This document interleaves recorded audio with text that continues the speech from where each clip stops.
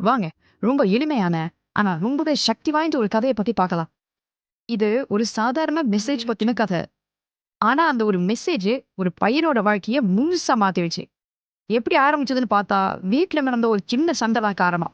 சண்டை யாரு கூடன்னா, ஒரு மகனுக்கும் அவனோட அம்மாவுக்கும் தான். அந்த கோபத்தோட வேகத்துல அவன் ஒரு அவசரமான முடிவு எடுத்தான். டக்குனு வீட்டை விட்டு வெளியே போயிட்டான். சண்டையோ அப்படியே நின்னுடுச்சு. அன்னைக்கு ராத்திரி கொஞ்ச நேரம் கழிச்சு அவன் ஃபோனுக்கு ஒரு நோட்டிஃபிகேஷன்.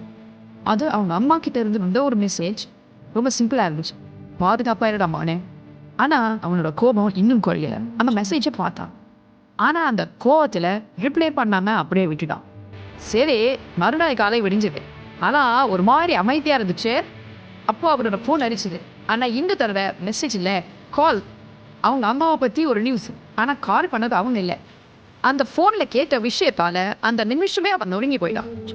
அப்பதான் அவனுக்கு உழைச்சது, அவன் பார்க்காம விட்ட அந்த மெசேஜ்னா அவங்க அம்மா கடைசியா சொன்ன வார்த்தைங்க. நாம நம்ம அப்பா அம்மா மேல எப்பவாவது கோவப்பட்டு இருக்கோமா? யோசிச்சு பாருங்க.